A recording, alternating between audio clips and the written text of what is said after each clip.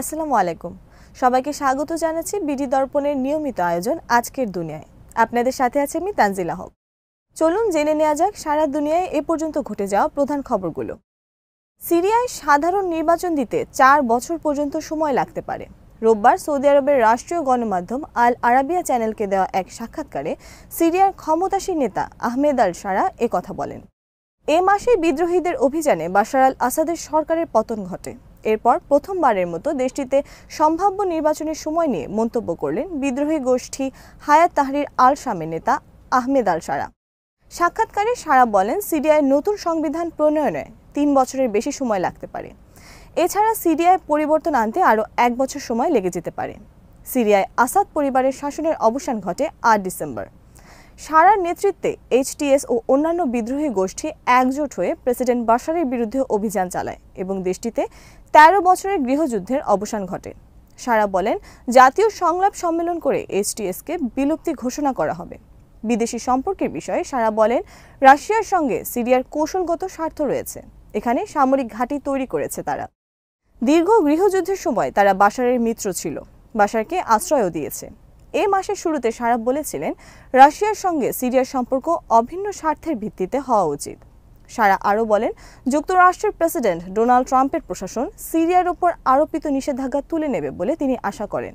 এর আগে মার্কিন এক সিনিয়র কূটনীতিক ঘোষণা দেন, এর আগে শারাকে ধরতে যুক্তরাষ্ট্রের ঘোষিত $1 কোটি পুরস্কার বাতিল করা হয়েছে। এদিকে সিরিয়ায় শারার নেতৃত্বাধীন নতুন প্রশাসন দেশটিতে নিয়ন্ত্রণ প্রতিষ্ঠার চেষ্টা করছে। যুক্তরাজ্য ভিত্তিক মানবাধিকার পর্যবেক্ষণ সংস্থা সিরিয়ান অবজারভেটরি ফর হিউম্যান রাইটসের প্রধান রামি আবদেল রহমান বলেন, সিরিয়ার নতুন প্রশাসন বাশারের আমলের তথ্যদাতা সহ সশস্ত্র বাহিনীর 300 জনকে গ্রেপ্তার করেছে। এসব লোকজন বাশারের ঘনিষ্ঠ হিসেবে পরিচিত। গত বৃহস্পতিবার প্রশাসন বড় ধরনের অভিযান চালায়। আবারও গাজা উপত্যকা থেকে রকেট হামলা হয়েছে ইসরায়েলি শহর লক্ষ্য করে।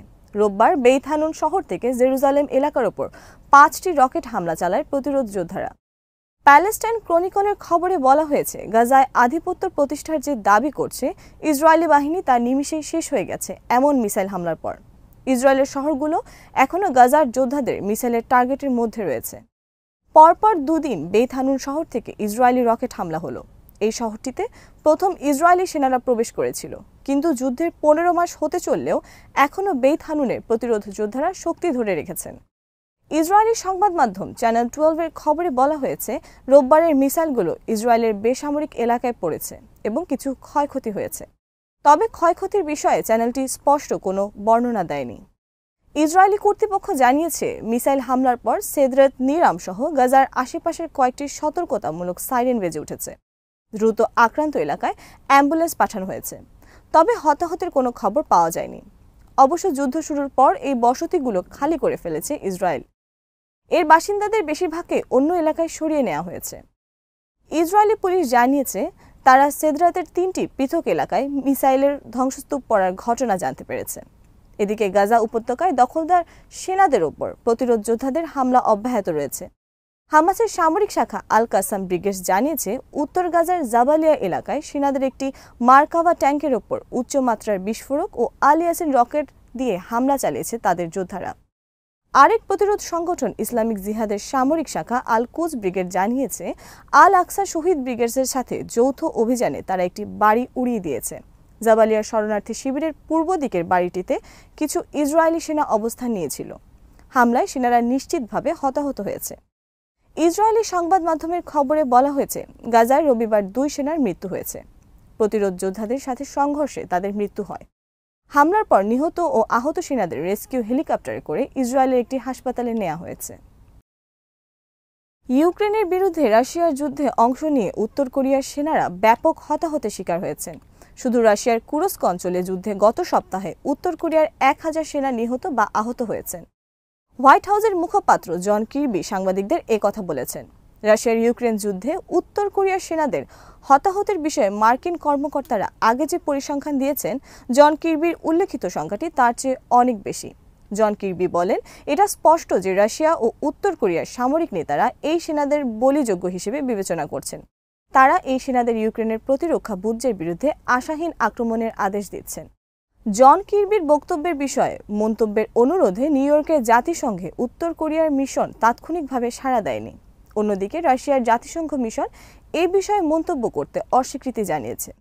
এদিকে ইউক্রেনের প্রেসিডেন্ট ভলোদিমির জেলেনস্কি তার প্রতিদিনকার রাতের ভিডিও ভাষণে বলেছেন, উত্তর কোরিয়ার বাহিনী খুবই উল্লেখযোগ্য ক্ষয়ক্ষতির শিকার হচ্ছে। রুশ বাহিনীর দিক থেকে তাদের ন্যূনতম সুরক্ষা সরঞ্জাম দিয়ে যুদ্ধে পাঠানো হচ্ছে। ভলোদিমির জেলেনস্কি বলেন, তারা দেখতে পাচ্ছেন এই উত্তর কোরীয় সেনাদের বেঁচে থাকা নিশ্চিত করার বিষয়ে রুশ সামরিক বাহিনী বা উত্তর কোরিয়ার দেখভালকারীদের কোনো আগ্রহ নেই। উত্তর কোরিয়ার কিছু সেনাকে ইউক্রেনীয় বাহিনী বন্দী করতে সক্ষম হয়েছে বলে উল্লেখ করেন ভলোদিমির জেলেনস্কি। তিনি বলেন, কিন্তু তারা গুরুতর আহত, তাদের জীবন রক্ষা করা সম্ভব হয়নি। ইউরোপের একটি যুদ্ধে উত্তর কোরীয়দের প্রাণ হারানো উচিত নয় বলে মন্তব্য করেন ভলোদিমির জেলেনস্কি।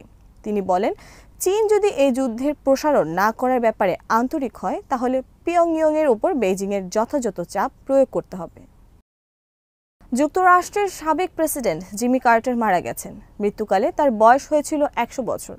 স্থানীয় সময় রোববার জিমি কার্টার সেন্টার এক বিবৃতিতে এই তথ্য জানিয়েছে। যুক্তরাষ্ট্রের 39তম প্রেসিডেন্ট ছিলেন কার্টার। তিনি 2023 সালের ফেব্রুয়ারি থেকে জর্জিয়ার প্লেইন্সে তার বাড়িতে হসপিস কেয়ারে ছিলেন। সেখানে তিনি তার স্ত্রী রোজালিন কার্টারের সঙ্গে থাকতেন। তবে 2023 সালের 19 নভেম্বর মারা যান সাবেক মার্কিন ফার্স্ট লেডি রোজালিন।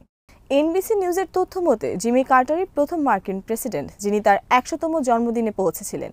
ওয়াটারগেট কেলেঙ্কারির পর জর্জিয়ার স্থানীয় এবং একজন ডেমোক্রেট হিসেবে 1976 সালে রিপাবলিকান জেরাল্ড ফোর্ডকে পরাজিত করে প্রেসিডেন্ট নির্বাচিত হন জিমি কার্টার। 1980 সালে রোনাল্ড রিগানের কাছে পুনর্নির্বাচনে হেরে যাওয়ার আগে কার্টার এক মেয়াদ দায়িত্ব পালন করেন। মার্কিন প্রেসিডেন্ট জো বাইডেন সাবেক প্রেসিডেন্ট কার্টারকে নীতিবান, বিশ্বাসী ও বিনয়ী হিসেবে বর্ণনা করেছেন। আর সাবেক প্রেসিডেন্ট বিল ক্লিন্টন ও তার স্ত্রী হিলারি ক্লিন্টন জিমি কার্টারের মৃত্যুতে গভীর শোক প্রকাশ করেছেন।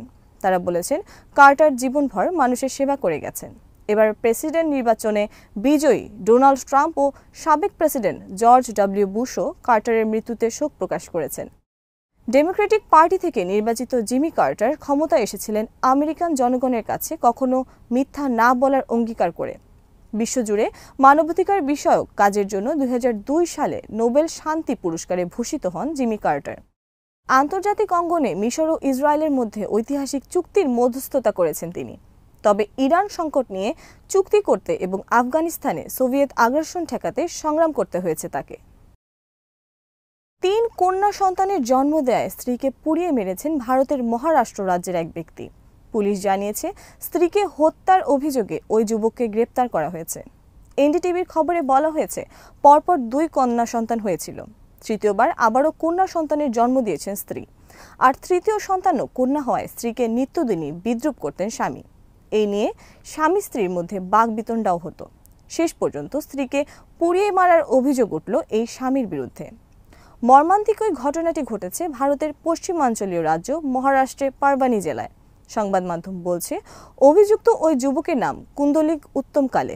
তার বাড়ি মহারাষ্ট্রের মুম্বাই থেকে 520 কিলোমিটার দূরের গঙ্গাখেড়া নাকা এলাকায়। মুম্বাই পুলিশকে লিখিত অভিযোগে মৃতের বোন জানিয়েছেন, 3 কন্যা সন্তানের জন্ম দেয় তার বোন ময়নাকে উপহাস করতেন কুন্দলিক। পুলিশ জানিয়েছে, বারবার কন্যা সন্তান হওয়া নিয়ে গত বৃহস্পতিবার রাতেও স্ত্রীকে উপহাস করেন কালে। এ নিয়ে বাকবিতণ্ডা হলে ময়নার গায়ে পেট্রোল ঢেলে আগুন লাগিয়ে দেন অভিযুক্ত যুবক। পরে আগুন গায়ে ময়না দৌড়ে বাড়ির বাইরে আসেন, আর্তনাদ করতে থাকেন। স্থানীয় বাসিন্দারা আগুন নেভানোর চেষ্টা করেন। এরপর হাসপাতালে নিয়ে যাওয়ার পথেই তার মৃত্যু হয়। পুলিশ জানিয়েছে, স্ত্রীকে হত্যার অভিযোগে ওই যুবককে গ্রেপ্তার করা হয়েছে। এদিকে উত্তরপ্রদেশের মুখ্যমন্ত্রী যোগী আদিত্যনাথের সরকারি বাসভবনের নিচে শিবলিঙ্গ রয়েছে বলে দাবি করেছেন সমাজবাদী পার্টির প্রধান অখিলেশ যাদব। সেখানে খনন কার্য চালানোর দাবিও তুলেছেন তিনি। রোববার এক সংবাদ সম্মেলনে অখিলেশ বলেন, মুখ্যমন্ত্রীর লখনউয়ের বাসভবনের তলায় শিবলিঙ্গ রয়েছে, এটি খনন কার্য করে দেখা উচিত। রাম মন্দিরের দাবি তুলে অযোধ্যায় বাবরি মসজিদের স্থানে নির্মাণ করা হচ্ছে রাম মন্দির। এরপর মথুরায় শাহী ঈদগাহ মসজিদ ও বারাণসীর জ্ঞানব্যাপী মসজিদ সরানোর দাবি করছে উগ্র হিন্দুরা। অতি সম্প্রতি একই দাবি উঠছে সম্ভালের শাহী মসজিদকে ঘিরেও। অতীতে এই সমস্ত জায়গায় মন্দির ছিল এমনটা দাবি করে মসজিদ সরানোর দাবি করা হচ্ছে। আনন্দবাজার পত্রিকার খবরে বলা হয়েছে, মনে করা হচ্ছে এই সমস্ত ঘটনার দিকে ইঙ্গিত করেই বিজেপিকে কটাক্ষ করতে চেয়েছেন অখিলেশ যাদব। আজ এখানেই শেষ করছি। সবাই ভালো থাকুন, সুস্থ থাকুন আর দেখতে থাকুন বিডি দর্পণ। চ্যানেলটি ভালো লাগলে সাবস্ক্রাইব করুন, সংযুক্ত থাকুন আমাদের ফেসবুক পেজে। আল্লাহ হাফেজ।